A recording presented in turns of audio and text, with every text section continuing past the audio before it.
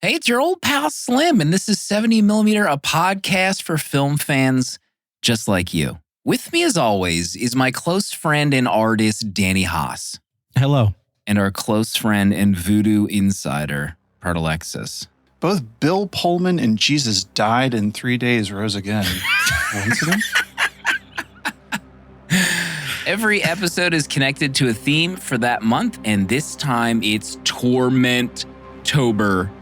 Scary movies only. And this is Proto's pick, The Serpent and the Rainbow from Wes Craven. You can use the chapters in your podcast app to skip right to that discussion if you want. Heavy is the Hand left a review. Watching along with us this week, tag their review 70mm pod. Quote, looking forward to the scrote talk on this one. Oh, God. We'll get into it.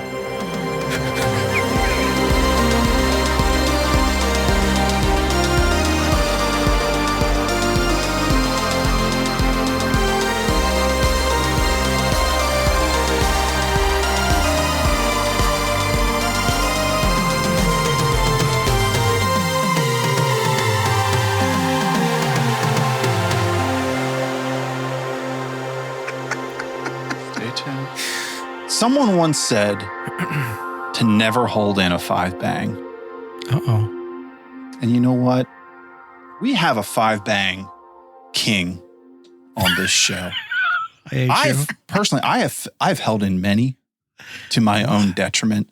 Really? But Danny Haas, I don't think Danny Haas has ever held in a 5-bang. It's like when he has a 5-bang, it's like an angel gets its wings every time. To explain, a 5-bang in this conversation is a 5-star rating on Letterboxd for those that are outside the know. Yeah. And our resident artist, he went and he finally got around. He was allowed to get out of the house, put down the pencil for a moment. Pencils down. And get to the theater and see The Creator. Danny, I got to know, what was this experience like for you? Can you walk us through it? Well, Casey and I went to a theater one of the Regals that we like here in Winter Park. It's a little ritzier area of Orlando, Central Florida. So it's a nicer Regal, the recliners, the big seats, etc. Air conditioning. It's very great air conditioned. And Casey and I were both there. We needed to unplug from the weekend. We had a rough weekend-ish. Whatever. Just needed to escape. The Creator was the perfect movie in the theaters to escape with. And I think what helped my 5-bang was the two of you 3-banging it. I think I 3.5 banged it. You 3.5 banged it. You gave Gareth the Rogue One treatment. You gave him the exact same stars you gave to Rogue One. So my expectations were I'm ready just to hang out and have a good time. And I did do that, but I didn't expect to be as emotionally attached to the story as I was. And I liked how simple it was. This isn't big brain sci-fi. This isn't our Interstellars and our Contacts. This is simple story. And it looks amazing. And I honestly just had a great time watching it. That's really just what it was. I think the score was incredible. And I loved the design of basically everything in this movie. Visually, it's super rad. Nothing felt like I'd seen it before 100 times in every other sci-fi movie or a video game for that matter. And I just enjoyed it. I really enjoyed so many amazing shots in it. Hans Zimmer's score was actually pretty great, I thought. The Z-Man. And I just had a good time. I don't know if you want to just is it actually 5 stars? I don't care. I was starring from my heart in that moment and I had a great movie experience. I'm happy. I don't know if I would have 5-banged it not in the theaters. I think it was a great theater experience. Great to be on the big screen. Great to hear the sounds and et cetera, et cetera. So that's my reasoning. I had a great time. Great sci-fi movie. How did you feel about John David Washington? I think there are moments where I'm like, could we have found someone else? But he does have, when he gets emotional, like when he, like some of the stuff with, I don't want to give too much away, but there's just some of the moments towards the end. I thought he was really bringing it home. The action beats, I think he's good at action. I think he's good at really emotional beats. But when it's like slow and he has to hold his own with nothing else going on, it's okay. And I also, when the camera's not on him and he's speaking, I think of Denzel. I hear Denzel in his voice, and it really throws me, like a lot. Go see it. It's running out of time. When you're in the theater, you got to bang with your heart. And that's what Danny does. And he did. Always. Hard. Yeah. I'm excited to rewatch that at home. I want to rewatch it, you know? I need a featurette. I need the making ofs. I need to see how you made this $80 million budget look this great. Look like an Interstellar. Right. Gareth is like the smartest person in Hollywood right now. Somehow he's done it again. Budge. It's a great budget. We have to announce next week's movie. The big Patreon vote took place this week. Pardo put together a list of the all-timers that our supporters had to vote on, and that will be our movie next week. Pardo, just to reiterate, what were the final options in this poll that you devised? Let me log into this server, double authenticated, protected Windows location. Server 2000 that V'ger's currently operating on. Sitting in the Arctic. All right, yeah. So the movies we had was Dracula from 1931, The Exorcist, Psycho, A Nightmare on Elm Street, and The Innocents. And I do have to say, this is probably our most like evenly split vote we maybe have ever done. Yeah. And most of our votes, there's like, if not a clear winner, there's like two that are way ahead of the others. But all of these, at least four of them, were at any point during the voting, it looked like one of them, any of them could have pulled ahead. So it's pretty split between the villagers, I would say. But the winner, once they got ahead, they held their ground. So with 33% of the vote, our next movie will be The Exorcist. Oh my God, yes. Yeah. Lord have mercy. I'm on my knees. I'm so excited.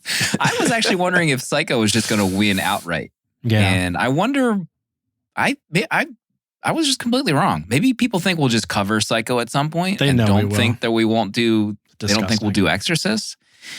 So the Friedkin back on the show. The first time? Question mark? I don't know. I'll have to look at that. They want the goop. They want the goop. So we talked previously that this could be the end of Danny. This could be the end of things. Danny talking about The Exorcist, having to watch The Exorcist. Your emotional state at the results being revealed, Danny, please. I think going back with the two of you hand in hand, I can get through anything. Yeah. First 70 millimeter 316. This is the start of something big for the rest of the year. I looked at our slate. It's stupid. Like, it's massive. I think I as soon as The Exorcist was off, I looked at our next like three movies and I was like, I messaged you guys. I was like, man, the next three. And then I realized like the next 4 or 5. And then really the rest of the year.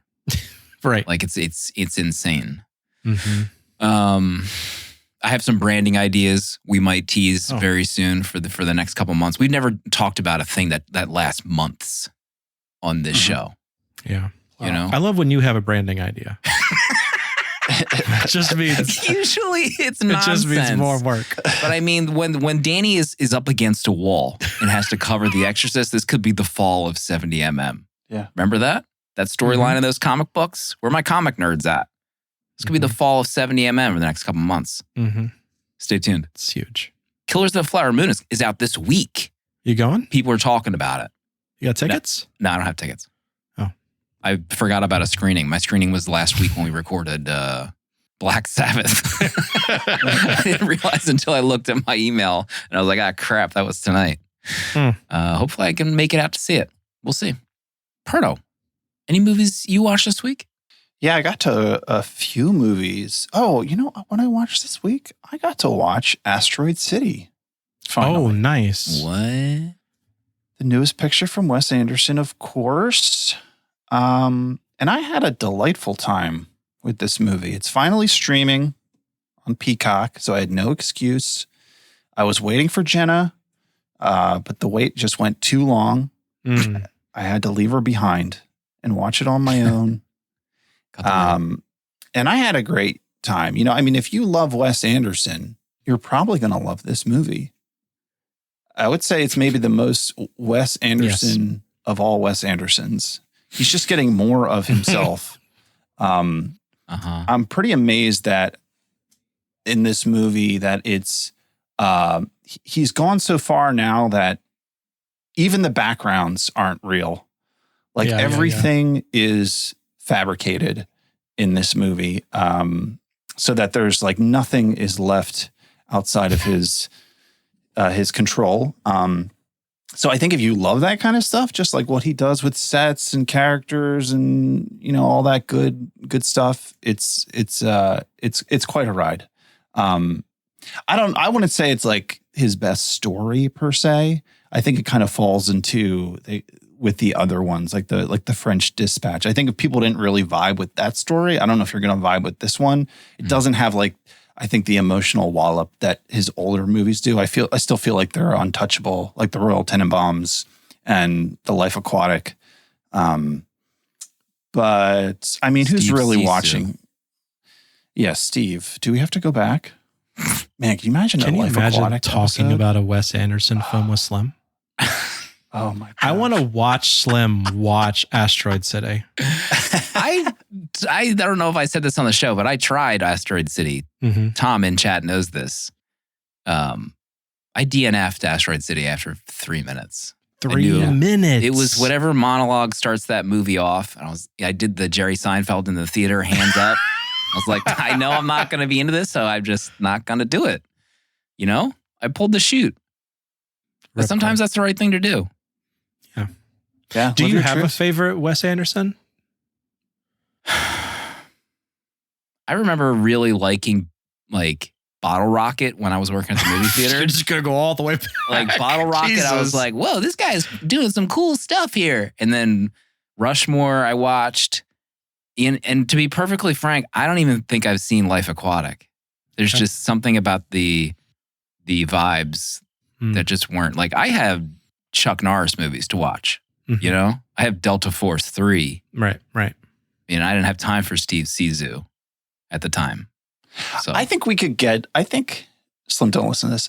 I think we could get him with Gene Hackman's performance in the Royal Tenenbaums. I think so too. I think that would win him Slim over. feels like a Tenenbaum. Yeah. I've seen Tenenbaums. I just haven't seen the stuff after I think that. we can do it. And for those that are curious, we have covered a Wes Anderson movie before. That was a supporter only episode. Yeah, wasn't that the Darjeeling? The Darjeeling. What a banger! I mean, I'm open to it, but I'm just saying that probably the only time I will watch a Wes Anderson movie would be if we make you the three of us. Yeah, if it's thrust upon me. But I'm glad people enjoy Asteroid City. That's what it's all about. Mm-hmm. You know? Yeah. Any other movies you want to spotlight, Proto? I got to the theater as well. I got to see the Paw Patrol movie. Oh my gosh. Theater full of children, them laughing, pointing at the screen, shouting, parents running, like, you know, trying to stay underneath the screen as they chase after their toddler. All that happened. I saw a guy, he was watched the last half hour standing in the side aisle, like bouncing his kid. Like he was glued to the screen. The kid wanted out, but he wasn't leaving until, you know, he was getting his money's worth. So it was raucous in there, but you know, I was thankful my youngest Albie, who has been counting down the months, for the past half year to go see this. He sat in his seat the whole time, drank his red Slurpee, had a good time. I was just about to ask what the snack situation was like pre, post, during. Well, so the deal was that we would go to Chick-fil-A as well. Oh, either before or after. So we went before, and then I'm thinking, there's no way we're getting popcorn if you guys just had fries and a chicken Sammy. So Spicy. I on the AMC app, I ordered the Slurpees ahead of time. And I wasn't sure my how this gosh. worked. I had never done that Gosh. before. I'm like, what happens in this scenario? Do they make the Slurpee for me? I didn't tell them what flavor. Red And carpet. also, this AMC that I go to, it's a disaster in there at the concessions. Bunch of teens running the show back there, having the time of their lives. There's like 3 lines going to 2 cash registers. Oh, And you can tell like they God. just don't want to be there at all. But I was able to get my cups, fill the Slurps, and get in there on time. So it worked out. There was, what was the one movie that I went to with James, and I think it was an AMC, and they only did, I tried to order something, but they're like, you can't buy this unless we know what your seat is.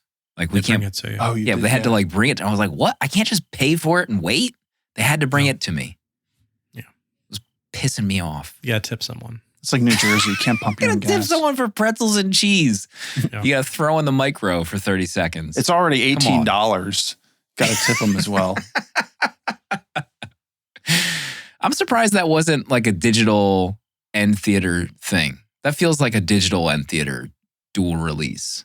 Like Five Nights at Freddy's, I got a screening invite for Wednesday, and I told James, but I also told him it was like going to be out digital the same day on that Friday. And he's like, I might just want to wait until Friday so we can just watch it at home.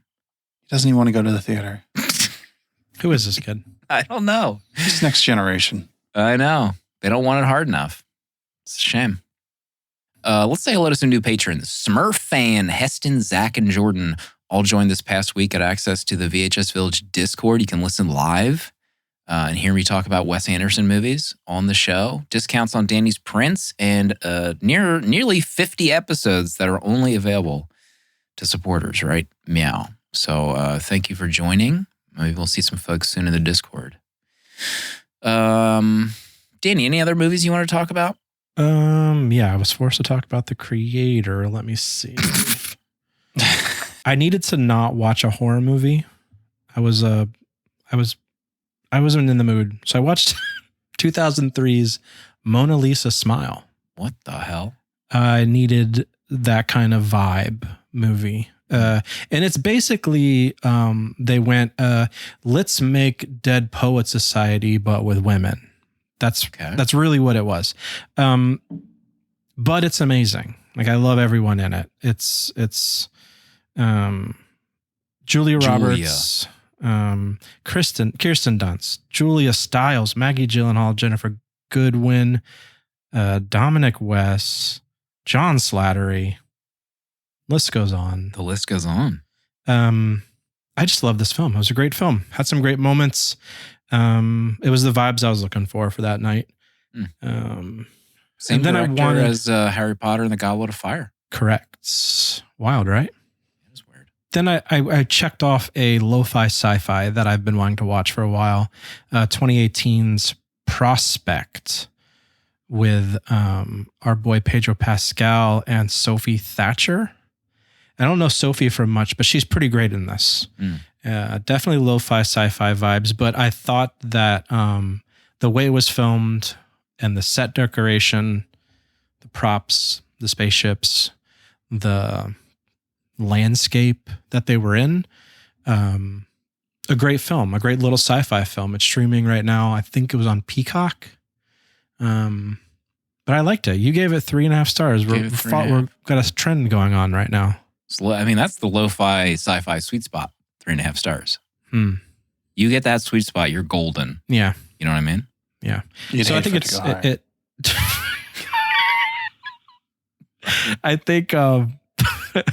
I think I had a great time.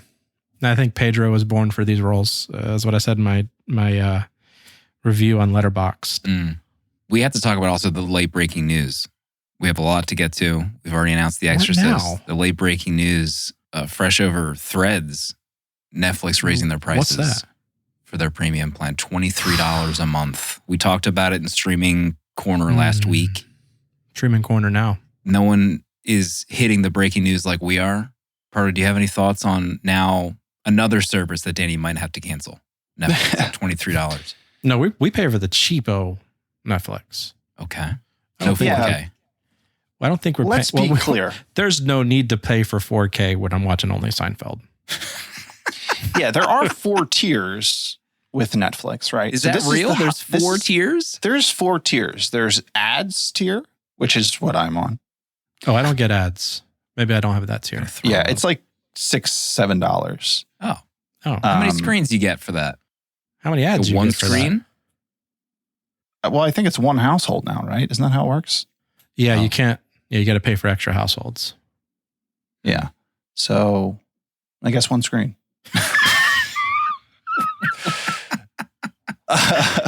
And then there's like a second tier without ads. And then there's like an HD tier and then the 4K tier. So they raised the 4K tier. But who's paying for 4K? I am.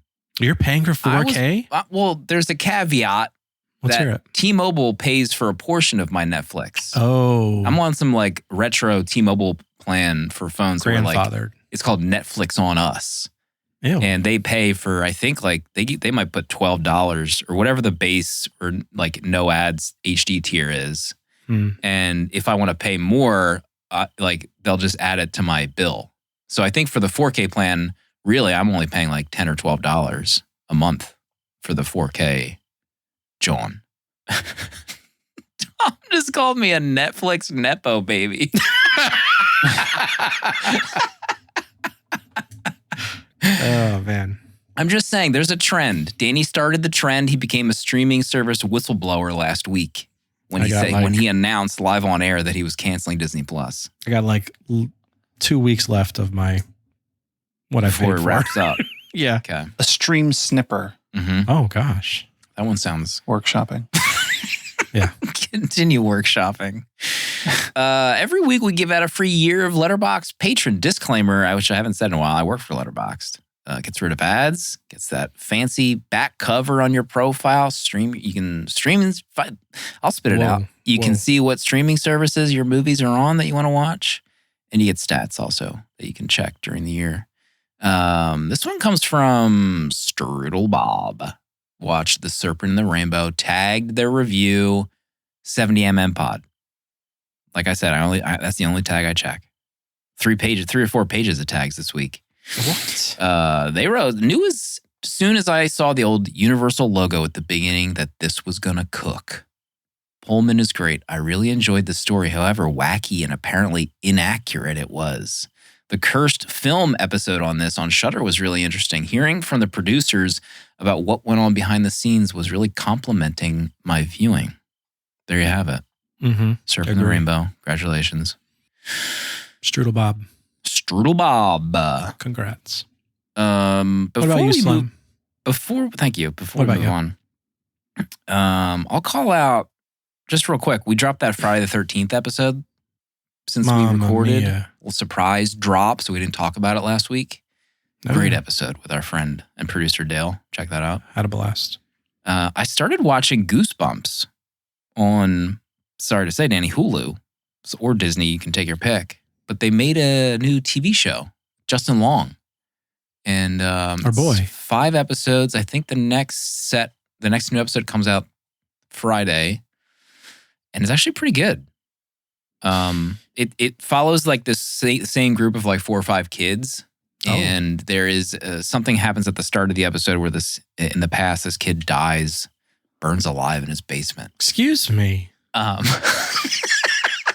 And these objects that were in his basement, it's not R-rated. I made it sound worse than it is. Yeah, you did. Sorry, everybody. Burn children. It's not R-rated. I mean, he's like a teen. He's like maybe 16 or something. Well, that makes it better. I have a 16-year-old daughter, son. Yes. Preemptive apology to all the families listening. But listen, it's a lot of fun when it happens. So he has the objects in his basement. He has like the mask. He has the camera. There is like a box that I would presume Slappy was in. Worms. Remember all these old school Goosebumps stories that were like from the OG worms, books? Yes. So each episode, like I think the first one is, or the first or second one is about, say cheese and die. He has this Polaroid camera, he takes a photo, it's all messed up and it predicts something terrible that's going to happen to one of his friends. So that's the first episode. And then each friend somehow like finds or gets related to one of these objects. And it's essentially like that, kind of like a modern version of those books, each episode. So it's a really fun way to do it. It's completely different than the movie Goosebumps, which I liked with Jack Black. Different vibes, but it's a cool way to like start to go through the books and keep it contained in like a small community. So I really like it so far. What's Justin Long's role? Is he like a host? He comes to introducing him? town and moves into the house where the tragedy happens that I won't describe again. Oh, okay. And he Oh my moves into gosh. the house, but he gets like somewhat possessed. So he is kind of working behind the scenes, potentially doing, nefarious things that we're really not sure why yet. The caretaker. Maybe. So it's very good. Very good. There's been there was like a Goosebumps reboot a couple years ago, which I think I liked. Some fun R.L. Stine stuff on Netflix in the past that I liked. Also, I rewatched Salem's Lot, the OG. Oh, I saw that review come in. Just doesn't do it. Just doesn't do it for me anymore. I'm sorry. Shame. Formative movie for many people. The kid on the, hovering by the glass, No, I don't. vampiric. But it's okay. Dale in chat says it's a good movie. It's okay. I think he's talking about Goosebumps. Oh yeah, I forgot to watch Final Destination, Paul. Devon Sawa. Remember Final Destination, Danny? Gosh. Did you ever see it? No. But here's the thing. It's like no question mark. I remember so many bits of that movie that I don't know if I did. Is that the one with like the logs That's fall one off of the the movies. truck? I think that's one of them, not the first one. Oh, 4. I'm just thinking 4. I don't know. I honestly don't know. They never interested me, and they still kind of don't. Oh, I think Are they good? I think I saw this in theaters. Yeah, I gave it 3 stars. So just as good as Salem's Lot, but the memories were untouchable. So the synopsis: after a teenager has a terrifying vision of him and his friends dying in a plane crash, he prevents the accident only to have death hunt them down. So they're going on like this high school trip to France, and it's from the year 2000. So it's very year 2000, if you know what I mean. And Evan chat just made me aware that Mary Elizabeth is in it. So that's a different one. Maybe that's which 6. number is that? I don't That's know. 6. But they're about to go on this plane, and Devon, like it unfolds that they have this like awful plane crash. They all die, and then Devon Sawa wakes up like in the seat, and he has this. He is freaked out. He goes to sit in another seat, just like his dream, and the same exact thing happens as it had in his dream. So he's like crapping his pants. It's like essentially a premonition. So he gets kicked off the plane with a few other kids. And then as they're arguing in the lobby, pissed off that they're missing their big trip to France, in the background, it's actually pretty cool. Like you can see the plane explode and like breaks the glass of these kids. They're all freaked out. They're like, oh my God, it actually happened. And then like essentially death tries to finish the job for the surviving kids in the movie. Pretty good horror. I mean, it's a great horror movie concept. So I gotta see who this Devon Sawa guy is. Why do I know him? Little He's in Casper. Giants. Oh, that's him. Okay, There you got go. it. I know exactly who Devon Sawa is now. Proto, you ever see this movie? Junior. I don't think so. I have like negative interest in the Final Right? Destination. That's how I movies. feel too.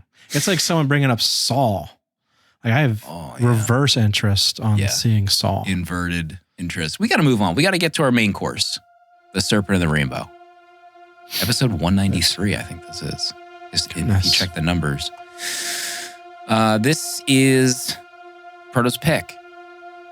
Bill Pullman, the GOAT. Proto, what's this movie about? Dennis Allen is an anthropologist specializing in finding exotic drugs so that corporations can kill people and make lots of money.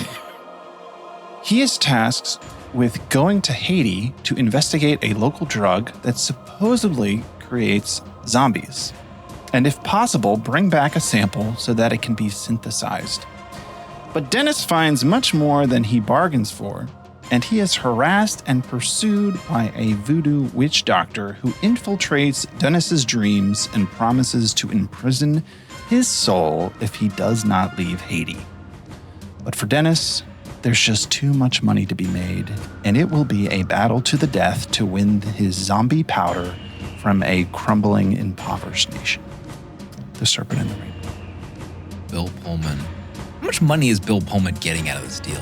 Did they ever say? $50K. It's his third 50K? movie. No, I mean his character in the movie, not the actor. Damn, he only got $50K? I'm kidding, but it has to be. Oh, okay. There's no way. We'll get our interns to confirm the numbers. He needs residuals, at least. There's got to be some residuals pumping through. So when you announced this pick, it sounded familiar. And then in that conversation, someone had brought up, maybe it was Danny, that this was in the Cursed Films series on Shudder, which is highly recommended. It's a mini 40-minute documentary on the movies that, stuff went south during filming. People died, cursed sets, et cetera, et cetera. Very interesting series. So that is the first time I heard of this movie when I watched that episode maybe last year. So this was the first time viewing for me. Danny, what about you? In the exact same boat. I watched the episode on Cursed thinking, well, I'll never actually watch this movie. So I'll just watch this episode and, watch why it was cursed. And here we are watching the film. I can never count out Proto and the way he thinks. No. Devious.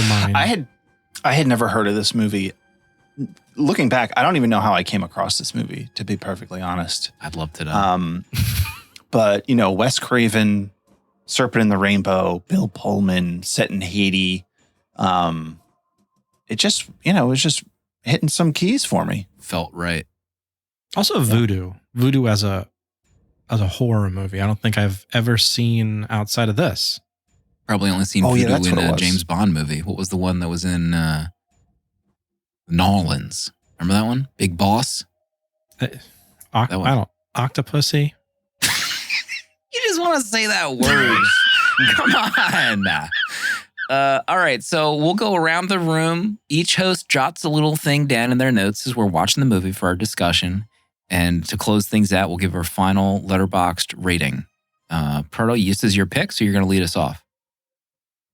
I think my favorite part of this movie is really the effects and the scares that they produce in this. There's a lot of dream sequences. And I felt them all to be a ton of fun. And the way that they played with the dream sequences of, that classic of Bill Pullman thinks he's awake, and it's not until later that he realizes he's having a nightmare. But they're great. Like there's one, like the beginning where he gets sucked into the ground and there's people pulling him in. There's one where the snake comes through the mouth of like the zombie corpse bride. And then at the end, the one where he's in the coffin and it's like filling with blood. My God.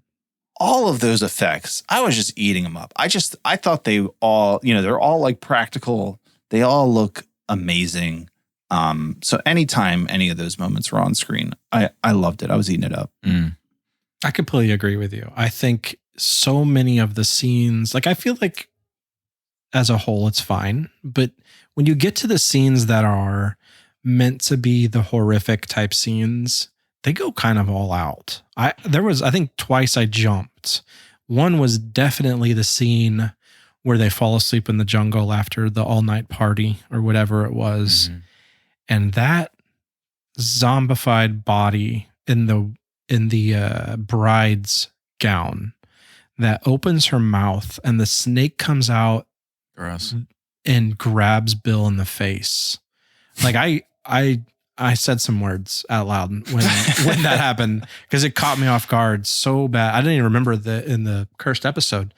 But yeah, that effect. And my first note was Bill being dragged down into the ground. That shot is incredible. Like what a great shot of him being pulled under, the arms, all of that. I just thought that was so rad. And that starts the movie off so well. Yeah, I think my favorite shot was towards the end where Bill was walking through the building and there was like the cells and the long arms were coming out. Yeah. That was pretty cool. That was pretty spooky.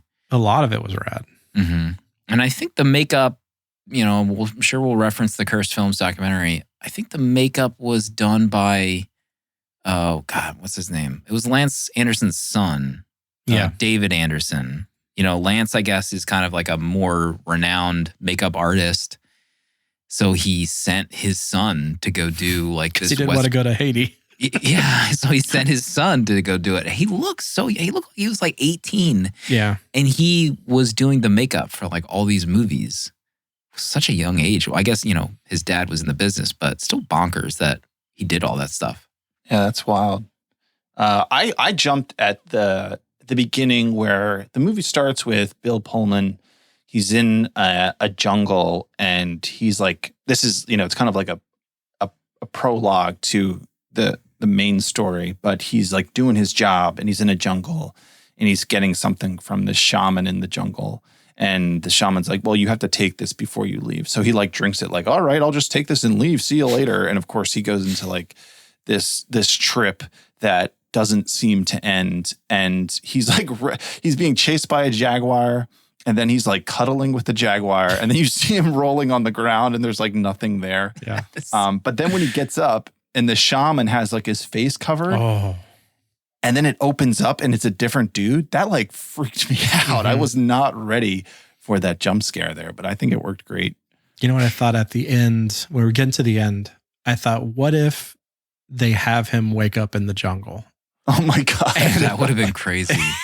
And like the jaguar is like walking away or something. And it was all like this one trip from the first shaman. Oh my God, that would have been nuts. My first note is a complaint about the Peacock service. What? The Peacock service. I think we were talking about this because looking for a place to stream. You're talking about this. So I was looking at the Peacock app, and there are some bangers on the Peacock app. Like, I'm not sure if anyone uses the Peacock app. They were like promoting it as like, watch The Office on Peacock or whatever other comedies are on there. But it's essentially Universal. So let's just call the freaking app Universal. It's got the Child's Play franchise on there. It's got the Psycho franchise. It's got Phantasm. It's got Saw. It's got the Universal Monster movies. It's got a John Carpenter collection of movies. It's got Scream. It's got some of the Halloweens. It's got Candyman. Like, what are we doing? The selection in this app is ridiculous, but it's called freaking Peacock. Like, no one is going to bother trying this app if they don't know that, like, the slate of Universal movies are in there. It's just so annoying to me. All these movies on there. Yeah. Yeah, I don't go on there much because I don't ever really browse streaming services because I know what I want to watch and I go on there. But every time I open up the Peacock app and like the things that are featured or recommended, I'm like, oh, dang, this is a good section of movies. Yeah. So I know the executives are out there. They're listening. I know you're listening. That's my number one. You could be doing a lot better if you adjusted the branding a little bit. The other note that I wanted to say about the Curse series, first of all, I don't think the movie seemed that cursed. Like, I don't know, it was one of the tamer episodes in terms of like, I agree. This happened. It was just essentially everyone tripping out on drugs. Right. Because they agreed to be possessed by voodoo doctors, which in and of itself is insane. Like, I guess if I was young and in Haiti for the first time, you're filming in a movie set. Yeah, like, okay, I'll drink that or I'll smell that. And then you like wake up the next day and you have no idea what the hell is going on. Like yeah, that sounds dangerous. But the thing that was interesting to me in the doc was that at this point, Wes Craven had done, I think it was The Last House on the Left, Nightmare on Elm Street. And he was trying to get out of horror. It's like, I want to do other stuff. And this was the movie he got into. He thought at the time like that this was going to be his kind of like other door into other stuff, which I thought was fascinating because obviously it is, maybe didn't quite happen because the lore and the history of Wes Craven now is quite different than that. Danny, what's the top of your list? The nail getting nailed through his scrotum. Can we talk about that scene? Get into it. What an incredible scene, first of all. Bill is looking amazing.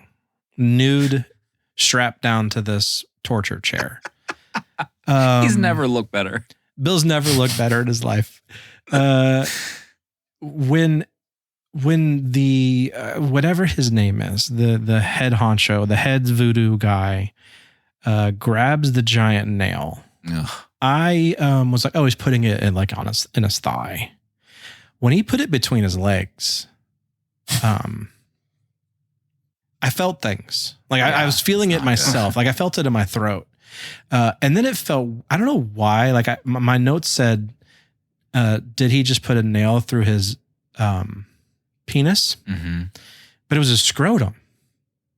And I felt worse after that for whatever reason. Like, I don't know why that was like, I felt it in my throat when I found out it was a sack.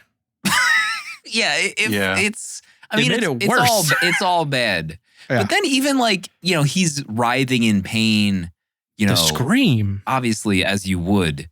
Right. But then like he's talking with his, the lead actress, I can't remember her name, but he's like talking himself out of it. He's like, it just went through the scrotum, right? Right. They're just trying to scare me. I'm like, excuse me? Right. Right. Please. Can we talk about this a little bit more? Is this just an easy wound that I'm not aware of that heals instantly? Yeah. Wasn't precision surgery. Yeah. Bill. It's a nail, Bill. This was a nail that they put Jesus on the cross with.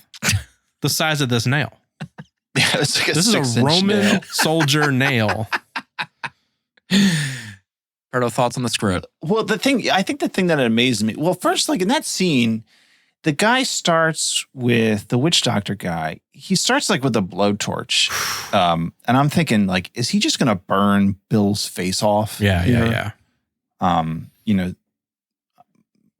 Char him in some way, but that doesn't happen. Yeah. He gets the nail.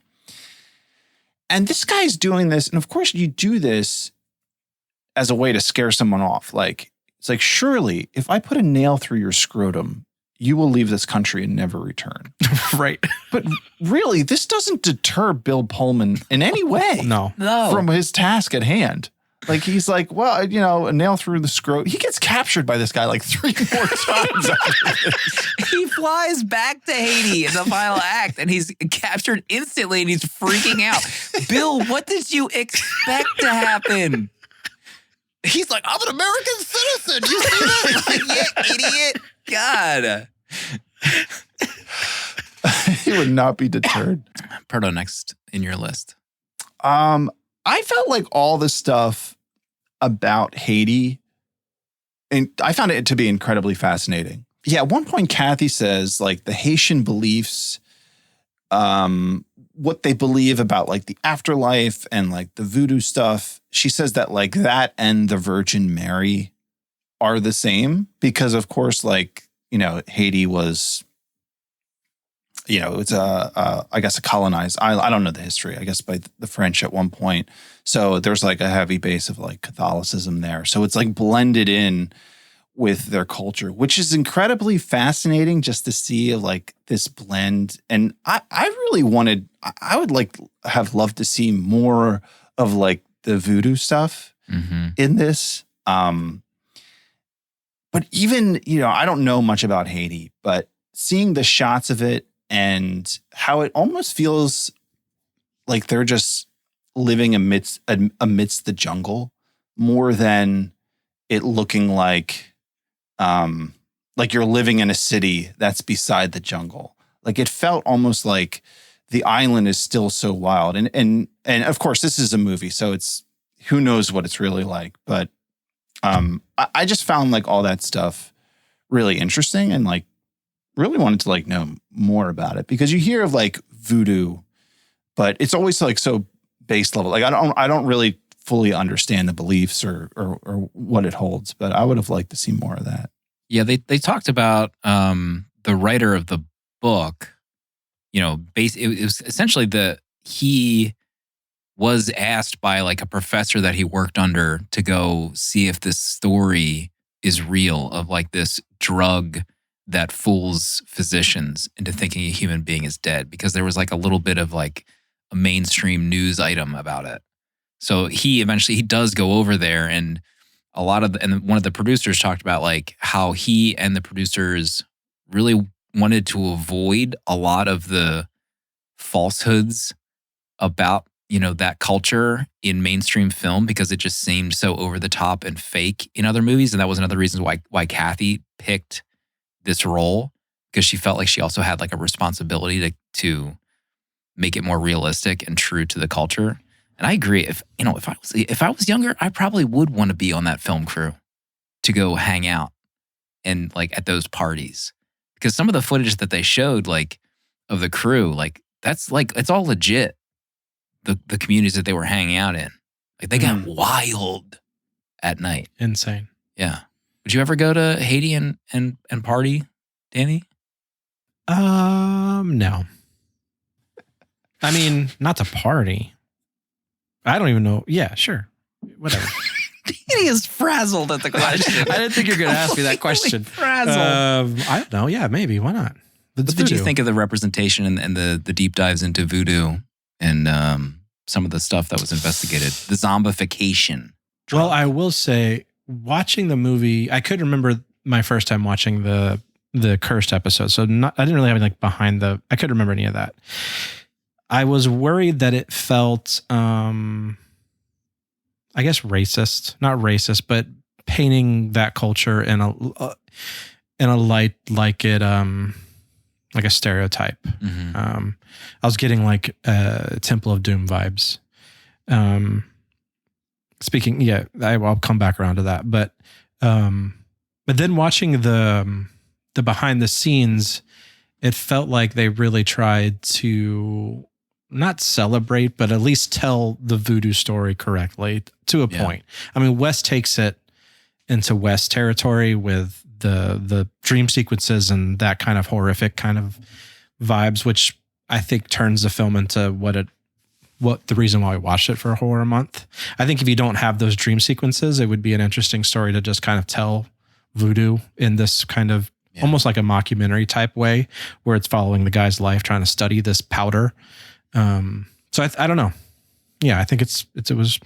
I like the voodoo story because I don't know any other voodoo outside of Temple of Doom that I've ever really seen in a mainstream movie. Mm-hmm. One thing I did read, I was on the Wikipedia, and the voodoo witch doctor bad guy, he's supposed to be a part of like a secret police that's called the Tantan Maku, which apparently is a real thing. Mm-hmm. And they have like their badge is like a skull, and it's based on like the Haitian boogeyman who is like supposed to kidnap and punish children and then like eat them for breakfast. What the? Okay. And this was like a real thing. Like their secret police was like based on like this boogeyman that existed in their culture, which is pretty wild. Yeah. I mean, that segment in the film where they show the country taking over that police squad, that was like an actual factual event where the dictator fled Haiti at that time,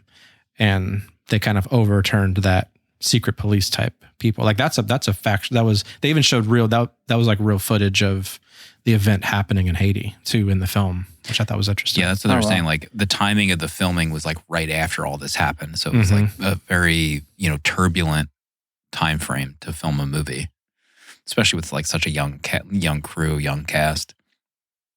My next point is his watch. We have to get into it. The Seiko Sports 100. Did you also look this up? An absolute stunner of a watch. $115 on eBay right now. Oh my God. Just a sneeze.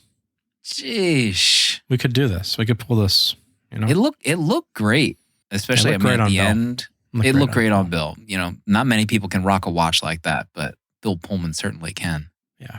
One of the other interesting things about Bill is they cast him in part because he looked just like the original writer of the book, like Wade Davis.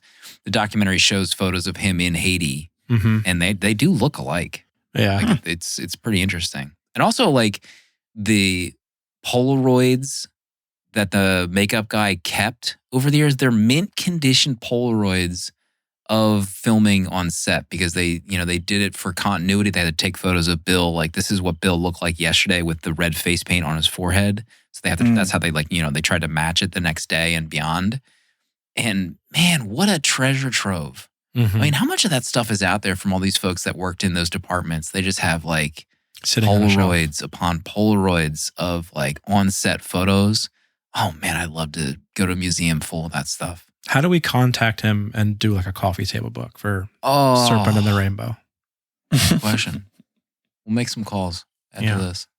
I think my favorite bit of that documentary was when everyone kind of hints that one actor had a bad trip from the voodoo night that they went to. And then they cut to Bill and he's like, I don't know if I should talk about this. And he was talking about his absolute trip that he had from the voodoo night where he was flying over the country and et cetera, et cetera. I was just like, dang, who allowed your main actor to go to a voodoo party like the night before filming? He had to like cut out of like, he canceled like everything the day after. Yeah, he canceled rehearsals. He canceled like 2 days worth of things after the his trip. face like when they brought it up too. He's like, I don't want to talk about this. Well, Wes Craven's son also worked on the movie and on the crew, and they talked about how so many of those, they showed the shot in the cemetery. He's like, I don't even know if I should tell this story, but in that cemetery, it needed like a dolly to go through. So I'm not going to name names, but people on set were taking photos of gravestones and moving the gravestone. They had to dig through some of those areas. So they're moving remains out of graves. Oh my God. And he had he had an insane personality. He's like, I don't even know if I should have just told you that stuff. Right. The story of I think it was either the costume guy or the young guy that went over, he was saying how they had to dig a hole for one of the coffins. Mm-hmm. And they kept digging down. I thought it was rocks, and it was layers and layers and layers of bodies that were just buried on top of each other, just bones everywhere. I'm like, geez. And that's David. David Anderson did the makeup, and Wes Craven's son, and the first name escapes me. But yeah, just hearing them talk about that stuff, it's wild. It's really wild. I don't know how the cast wasn't cursed after that. Like I would, if I did that and I'm like digging through human bone, I'd be like, I'm so effed. Like we're all effed. It's like that's the curse. Insane. Right there. Since you brought up Wes's son, it got real sad at the end when there was like talking about how much they loved working with Wes, how great he was a person. And they cut to the son. He's like, yeah, everybody loved him, but he wasn't a great dad. I was like, oh man, what a doubter. Danny, was that your next point? Or do you have another second one? One of my favorite scenes. Oh, I'll just bring up another scene that I loved. When right before they go to the moment in the jungle where he has the snake attack, the shots of 4,000 Haitian extras, like incredible shots to get of that crowd, like walking through the ruins, going into the jungle, the torches, the lighting of that scene. I was like, oh my God, how many, like, I was like, is this a trick? Like, how are they filming this many people? Mm-hmm. And then they talk about in the film where they had like 1,500 extras, but people just kept showing up and it got to like 4,000. And like, they were just filming 4,000 people to like be in these shots. And then they got overturned. I mean, they found out they were only getting like $3 because that was better than the $1 they made a day, which I understand it, but it's like $3. Come on. Right. And they had to leave. They left Haiti, didn't they? Yeah, they shortly after that. They had a coup and all the extras attacked them. They had to flee Haiti. They had to go to Dominican Republic. Oh my God. Anyway, that shot of the scene's amazing with them going into the jungle. Yes, to see like a shot of 4,000 people. It looks incredible when you know it's not CG. Mm-hmm. Hurdle, final point. One thing that I saw coming in from the reviews where people were saying that the movie felt like a little slow until the end, maybe like the middle lacked direction. And hearing this and just like talking about it, knowing how much was on location, I wonder if like some of that was just like the madness of like shooting this in Haiti. And this kind of feels like a movie that was saved by the edit. Because there are certain parts where it feels like they kind of string things together and it's not totally like a smooth transition. And it seems like, all right, this doesn't feel like it lines up on a timeline, but it kind of makes sense and kind of works out. So I had that sense that like this is maybe a movie where, you know, you're shooting on location. It's kind of wild. You're just trying to get as many shots as you can, and then you're hoping that the magic of editing saves it. And I feel like I could see like that having happened with this movie, because it does feel like there's a lot of cool stuff, but it does feel like it's like Bill Pullman like wandering around in Haiti for most of the movie. It is. You know, Aimlessly. and getting caught and getting tortured and Getting caught taking 10 drugs. times. Yeah, it's just like having over and that over again. sex scene in the cave. Remember that? How did they get the bales of hay in that cave for them to have sex on? Her O face was something else. Excuse in that me. scene. But I don't think I didn't mind that. Like to me, it didn't feel like I was never bored watching this. It's like, yeah, maybe it could have been a little bit tighter of a story, or like had a little bit more direction so you knew what was going on. But I enjoyed the whole thing and all the different set pieces. I got bored. I will say that, but it was like in waves for me. So it was like every time we were in between like a dream sequence or your scrote getting nailed to a chair, like all of those like big moments felt amazing. So I wasn't bored throughout it. It had its downtime. So it was like, yeah, Bill walking around in Haiti, Bill flying back and coming back, like all these like traveling segments were almost felt unnecessary, but I guess it keeps the story moving. But all of the big moments, the moments that, you know, were, you know, screaming Wes Craven, were amazing. Like I loved those moments. So those really kept me in it the entire time. Yeah, those are the best parts. I was getting kind of bored at literally everything else. I guess that's my final point. Like, how about him working for like a big pharma company and just like, I mean, their big scheme, this one guy comes into the meeting with Bill Pullman and his like emissary who is Alfred, right? That was Alfred from the Batman movies? No. Who was that? The Keaton Batmans? Yeah, the Was Keaton that him? Batmans. Yeah, that was him. Oh. Michael Yeah, he Gough. just had the wrong glasses on. So he's like instructed Bill. He's like, Bill, you gotta talk to this guy. He's got a job for you. So like, you know, it's essentially Big Pharma being like, what do you know about zombification? Like, what an insane question from this pharma executive. He says it so seriously. He's like, you know, there's a drug out there that you need to go find and bring to us. We can stop anesthetic shock if you find this. Like, this is their big scheme. Like, he says 50,000 people die on the operating table every year. We could stop that. It's just like, what? You're hiring me to do that? It's so weird. But him just like continuing to go back and forth. I don't know, his like desire to nearly get murdered at every turn in Haiti by like these voodoo soldiers. It's just like didn't quite make a whole lot of sense to me. The dinner scene that you were just talking about, with the wife gets possessed and she gets she the knife. bites through the that's glass. an incredible scene. That was Oh cool. yeah, she keeps eating through the glass too. That was My awesome. God. She I mean, gives a slash to Bill, Yeah. and the sound effect of that, I felt like I could feel it in Yeah. his forehead. There's something where they're at that party where the dancer pierces her cheek. The Oh, audio of that was oh my foul. God. So gross. Danny, final point? I have two last kind of things written down, and I don't really remember one. I have crushing the skull, and I think that's when Bill crushed the skull with his hands. I think it was the corpse, maybe when they got caught at some point. I don't know. It looked incredible.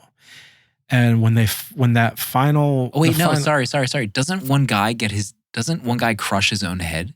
Yeah, I have it written down. Self-decapitation head launch. Remember that?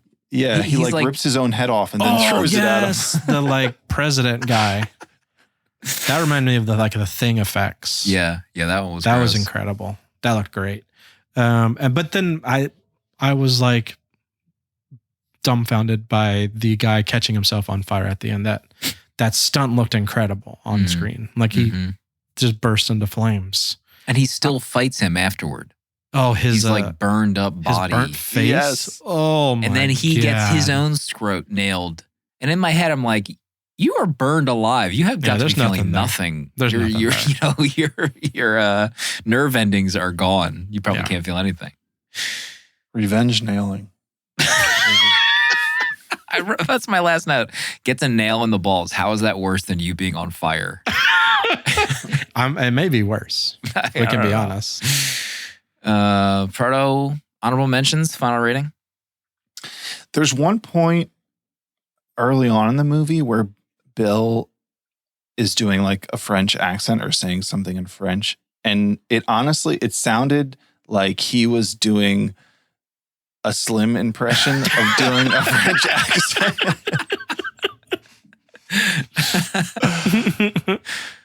That was funny. There's this scene where him and Kathy are together, and then he wakes up and there's the corpse next to him, and there's like the pig blood all over that room. God. Yeah. It's like another, like, how much are you getting paid to like live through this? Like, I am outie at this moment. Like, get me out of Haiti. He's got to help Merc. Got to pay the bills. The guy who decapitates himself, before that, he has the scorpion crawl out of his mouth. Oh my God. I don't know how they did that scene, because like you see him moving and then like the scorpion comes out of his mouth. Mm-hmm. It's pretty amazing. I felt the same when the snake crawled over that girl and before it comes out of the head. That snake is like the Gaboon viper or something. It's like one of the most poisonous snakes on the planet. No, thank you. It looked real. Like, I hope that was a fake CGI body snake laying there. At the end, so Bill becomes a zombie because he's made dead by the drug, and then he wakes up, and that's like when the I guess the prince or the president of the island, he's like leaving, and like a riot starts, and Bill is like waddling. He's like holding a gun, and he's like waddling through the town as like people are running everywhere, and he's like wild-eyed. He has like the white face paint on. I just was cracking up just seeing him try to like keep keep himself upright, but like also holding this rifle like he's going to do something with it. Also, the way that they were tossing each other in that final scene. Oh like, my God, yeah. They're like super zombie strength must be real because there's just no way. When you only have one ball, anything's possible. You're enlightened. I had a lot of fun with this. I thought there were so many different, like going through this, there's like 15 to 20 like insane moments in this movie. So I feel like it's kind of what I was hoping for. And even like some of the effects, they feel a little bit campy, but like not too much. So I enjoyed it. I think it's a pretty wild ride. So I'm at 3 stars. Okay. Mm-hmm. My honorable mentions, in the documentary, they talked about how word spread like what kind of clothes to wear in Haiti, and everyone just shopped at Banana Republic. So everyone's wearing like khaki pants with baggy, pockets and stuff. That was pretty funny. How about that old Banana Republic they showed? Yeah, that was nuts. That logo? Yeah. Sheesh. That was cool. They did, and then what's his face? Wade Davis, the book writer, talks about how he did end up finding, the powder. And he talks about some of the stuff that's actually in it. He mentions a poisonous fish, fugu, which drink is a very famous Simpsons episode, because the Simpsons go out for a fancy dinner and they have fugu. But afterward, the chef tells him, that I think I might have accidentally poisoned you with that fish. So Homer thinks he's about to die in like 3 days. And he goes through his like things I have to do before I die list. Very amazing episode. I couldn't believe that. Like, I looked next to me to Amanda and she had already left, so I had no one to emote to in that moment. There's a couple of voiceovers that was not Bill Pullman, where they had to like do some ADR. Very strange. Really? Yeah. Let's see. What do you know about zombification? He like flies. What do I have? Let's start jacking around here. He flies into a coffin. I don't even remember that. What the hell he does that? Like he flips into an open grave. Oh, Look painful. yeah. That looked tough. How about when he drinks the poison, but he tricks everyone and everyone's pooping themselves. Alka-Seltzer. His magic trick. When he's naked on the chair, the main bad guy tells him he has a pretty white face. Do ladies like it? Your pretty white face? It's just weird trash talk in that moment. I was like, yeah, I guess so. I don't know. I just kept thinking, man, this guy's looking at Bill Pullman's junk right now. It was dark in there. Probably couldn't see anything. He might have touched it too. I mean, to get the nail through, he probably had to navigate and pull and stretch. Yeah. Bill Pullman was in tighty whities a lot in this movie, more than I was expecting. Yeah. I mean, those things had to reek in the jungles of Haiti. Probably had one pair. Good Lord. Wife starts eating the champagne glass. Hell yes. Yeah, I sort of started zoning out, and anything that wasn't just some kind of like crazy scene. So I'm at 3 stars for the Serpent and the Rainbow. Yeah. Didn't blow me away. I was kind of snoozing a little bit. Danny, what about you? I had written down that in like another universe, after seeing this and a couple comments made in the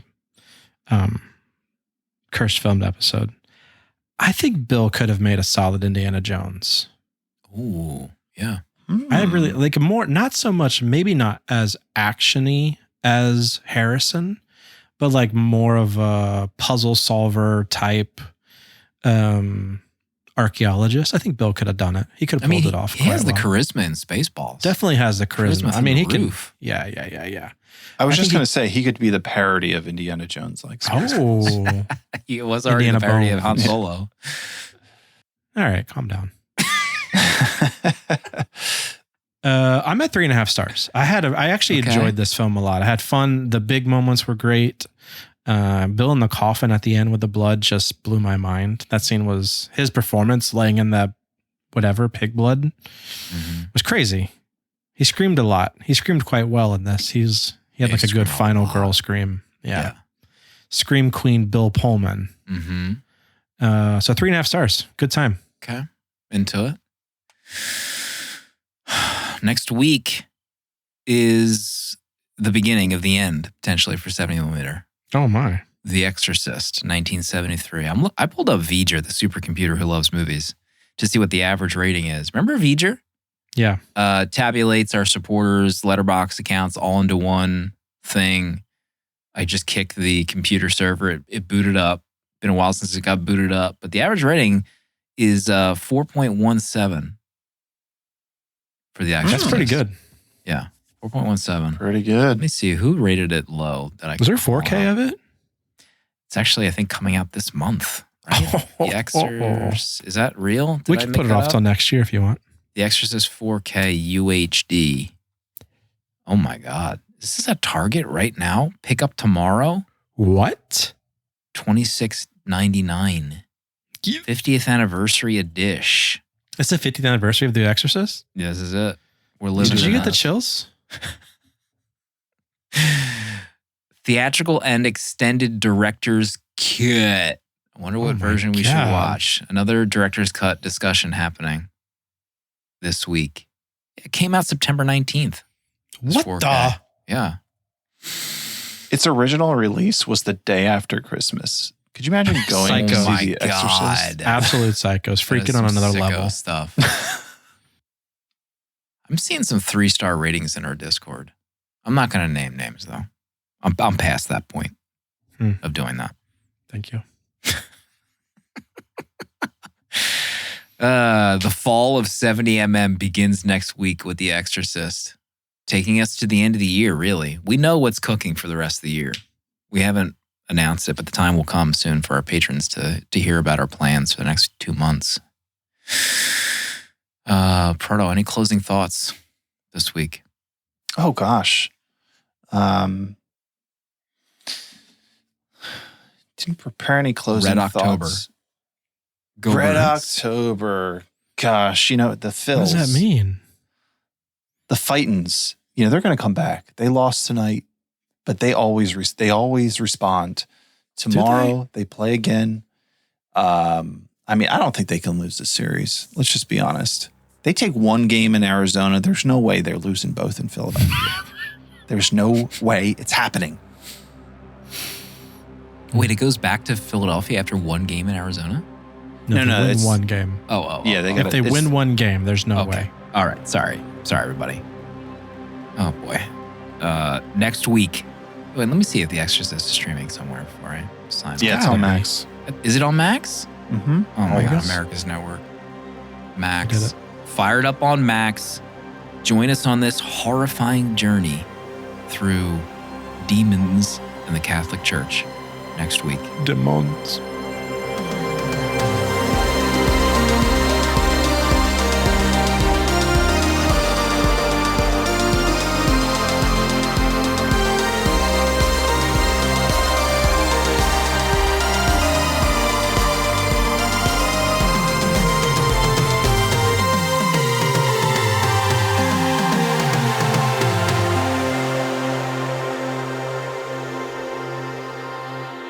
$70mm is a tape deck production featuring original artwork provided by Danny Haas. Spiritual guidance and V'ger, the robot who loves movies, provided by Pertalexis. Producer at large Dale_A. And music composed by Cinematric. Prints and other merch are available on 70mmpod.com. This episode was mixed, edited, and produced by me, Slim. Support our Patreon for access to our VHS Village Discord to talk movies with new friends, access to our exclusive episodes in the 70mm vault, discounts on merch, uncut episodes, and a physical membership card mailed to you. To check out other Tape Deck podcasts, find the link in the episode notes. And if you'd like to support our friends at Letterboxd and upgrade to pro or patron status, you can do so with a 20% off discount using the links on 70mmpod.com. Goodbye. This is a Tape Deck podcast.